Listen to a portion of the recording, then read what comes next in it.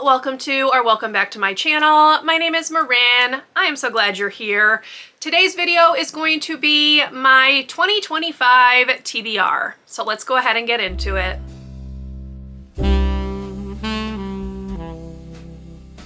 For the past 4 years, I have done a 20 blank and 2020 blank TBR. However, I decided for 2025 that I want to do something a little bit different. 25 books is a lot of books. When I set my goal for the year at 100, that's a quarter of the books. So I really wanted to give myself a little bit more flexibility. So instead of 25 books on this TBR this year, I am going to do 12. I'm also going to come up with the list a little bit differently than I usually do, just to add a little bit more of a chance card, if you will, into this whole thing. Typically what I would do is I would take the 12 oldest books on my want to read list from Goodreads and put those on the list, and then I'd fill out the remainder of the list with books that I was more interested in reading.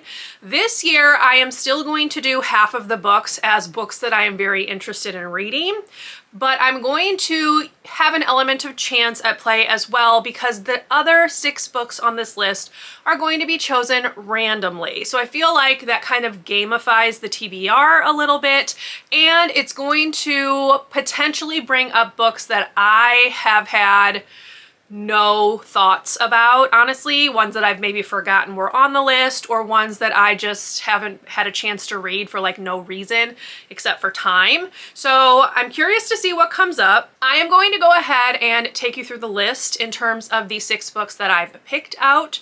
We're going to start with those, and then we will use the randomize feature on Goodreads to pick 6 more titles. So here we go. So the first book on my 2025 TBR is going to be Her Majesty's Royal Coven by Juno Dawson. I have heard very good things about this, and I believe the third and final book comes out in 2025. So I want to read the first one to see if it's something that I'm going to enjoy, and then potentially add the series to my series list and possibly read the remainder of the series. So everyone's kind of been talking about this one. I feel like this one got quite a bit of hype when it was first released. I know many people really enjoyed it, so I'm looking forward to giving it a go and seeing what I think. Let me go ahead and read a quick synopsis for you. So it says, if you look hard enough at old photographs, we're there in the background. Healers in the trenches, suffragettes, Bletchley Park oracles, land girls, and resistance fighters. Why is it we help in times of crisis? We have a gift. We are stronger than mundanes, plain and simple. At the dawn of their adolescence, on the eve of the summer solstice, 4 young girls took the oath to join Her Majesty's Royal Coven, established by Queen Elizabeth I as a covert government department. Now, decades later, the witch community is still reeling from a civil war, and Helena is now the reigning high priestess of the organization.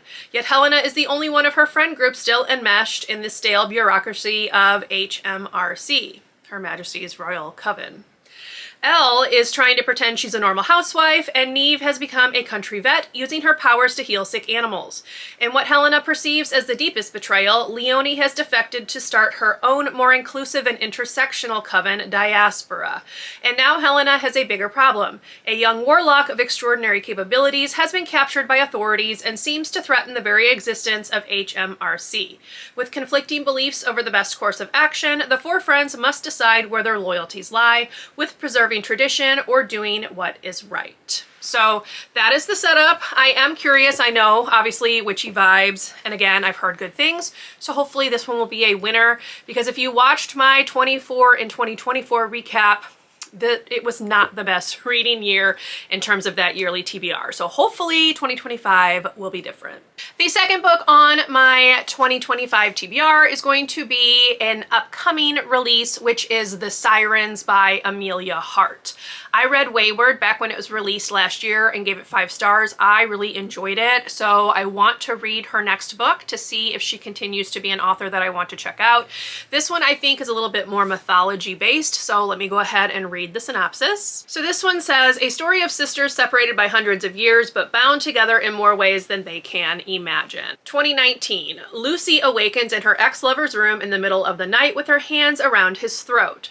Horrified, she flees to her sister's house on the coast of New South Wales, hoping Jess can help explain the vivid dreams that preceded the attack, but her sister is missing. As Lucy waits for her return, she starts to unearth strange rumors about Jess's town.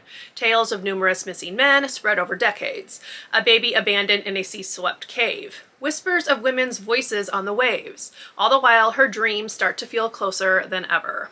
And then there is another timeline, which was the same with Wayward, and that one is 1800. It says Mary and Eliza are torn from their loving home in Ireland and forced onto a convict ship heading for Australia. As the boat takes them farther and farther away from all they know, they begin to notice unexplainable changes in their bodies. So again, more mythology based with the story of the sirens. So I'm curious to see what I will think about this. I have pre-ordered this one, so hopefully I will enjoy it. Book 3 on this list is Love Theoretically by Ali Hazelwood.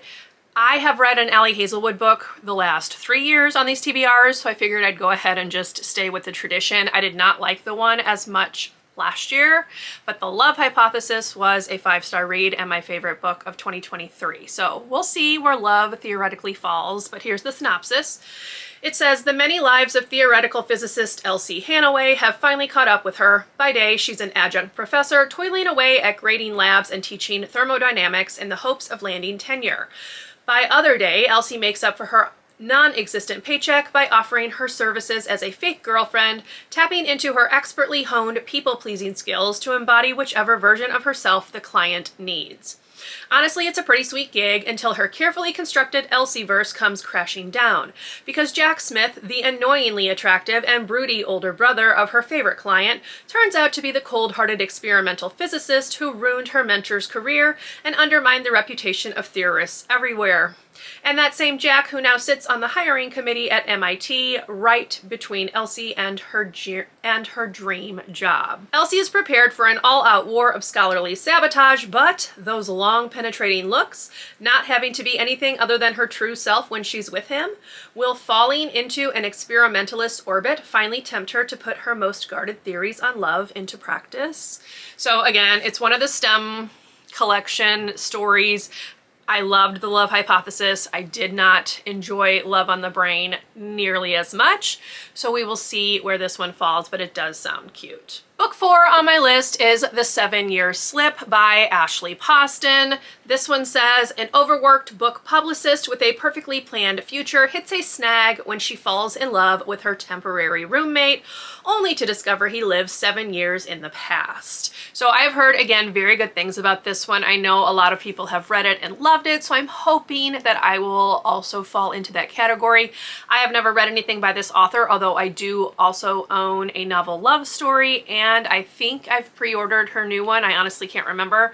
So I do want to read this one and hopefully love it and hopefully have her become a new favorite author. But it says, sometimes the worst day of your life happens and you have to figure out how to live after it. So Clementine forms a plan to keep her heart safe. Work hard, find someone decent to love, and try to remember to chase the moon. The last one is silly and obviously metaphorical, but her aunt always told her that you needed at least one big dream to keep going.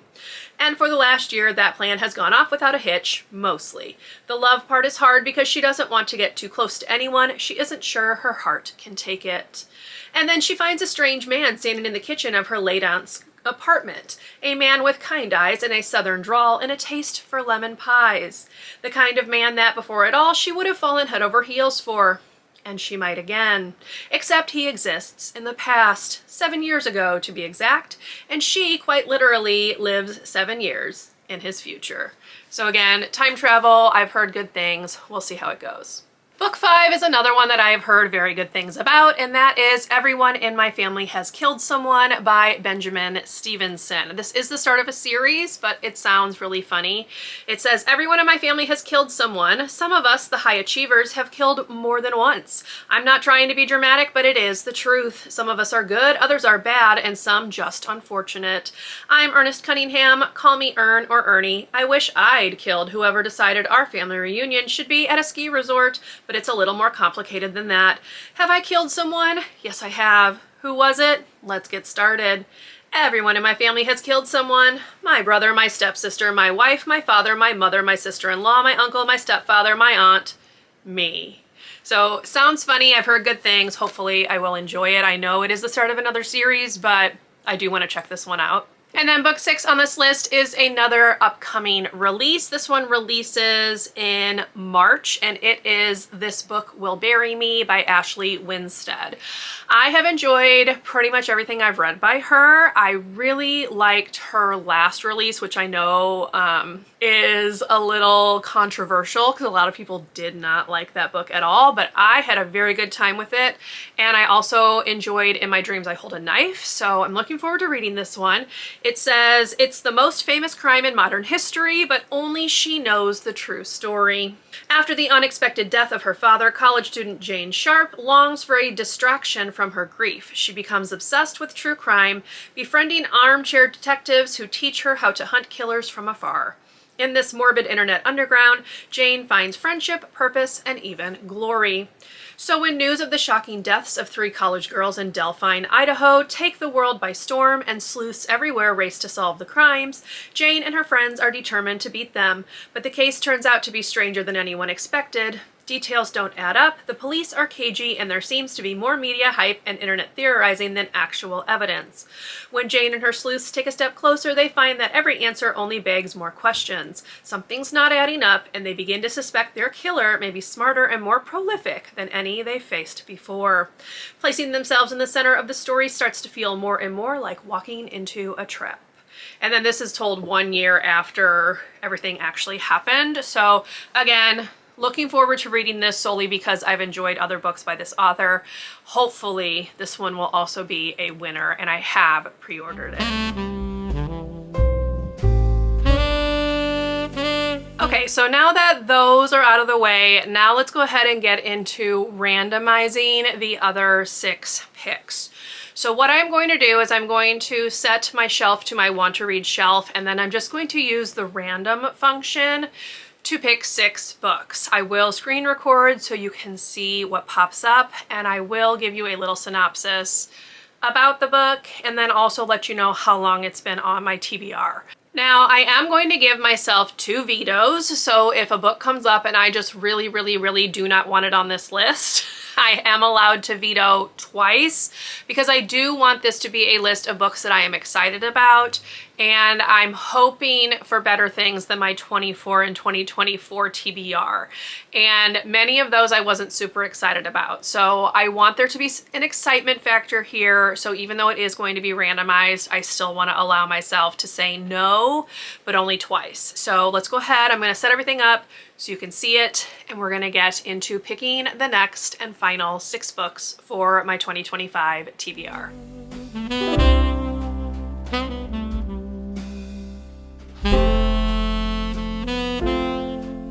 Okay, there it is, and I actually own this one. This is a recent purchase, so this is a good pick. So this is Before We Were Innocent by Ella Berman. All right, now let's do pick number 8. Okay, we have Heart's Blood by Juliette Marillier. I actually read Wildwood Dancing by her as part of my 2024 TBR and really enjoyed that, so I'm really happy with this one as well. So far, so good. Okay, let's go ahead and do pick number 9.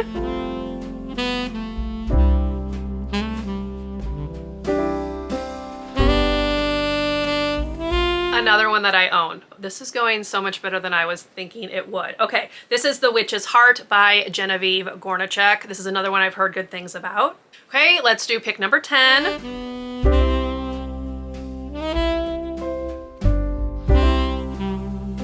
Okay, another one that I'm excited about. This is The Lies I Tell by Julie Clark. Okay, number 11.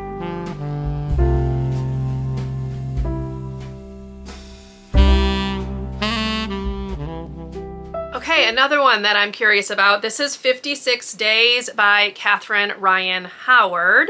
So a thriller. I believe this is set like during the start of the COVID outbreak, if I remember correctly. So this one could be interesting. And now we are on our final pick, pick number 12.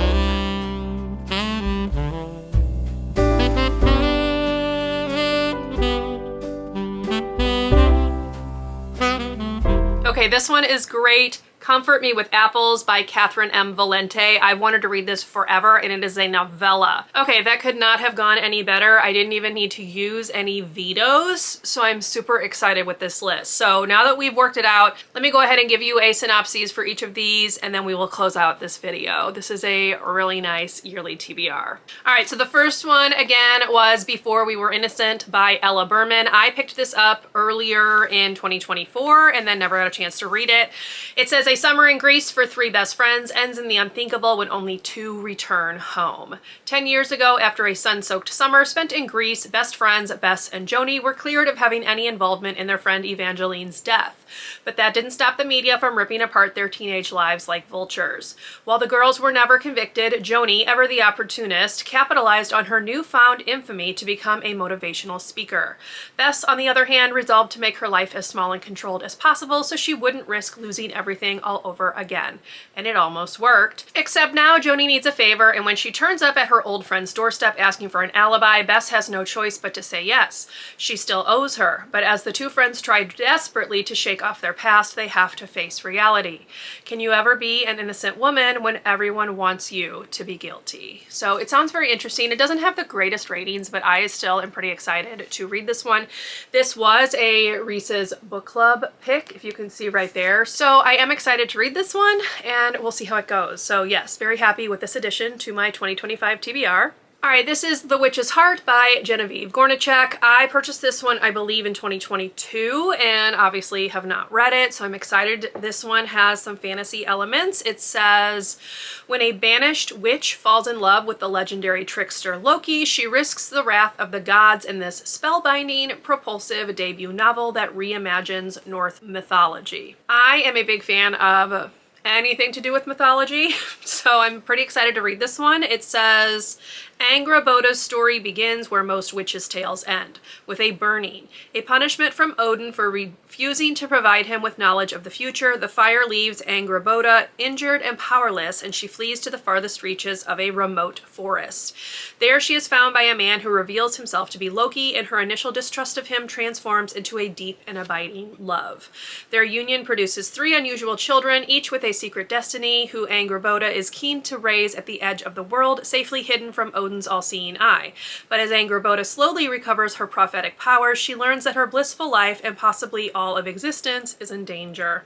With help from the fierce huntress Skadi, with whom she shares a growing bond, Angraboda must choose whether she'll accept the fate that she's foreseen for her beloved family or rise to remake their future. From the most ancient of tales, this novel forges a story of love, loss, and hope for the modern age. So I'm definitely very excited to read this one. It has been sitting on my shelf for a while, and it is time to give it some love. I'm glad 2025 will be the year. All right, next we have Heart's Blood by Juliette Marillier. It says, Whistling Tor is a place of secrets, a mysterious wooded hill housing the crumbling fortress of a chieftain whose name is spoken throughout the district in tones of revulsion and bitterness.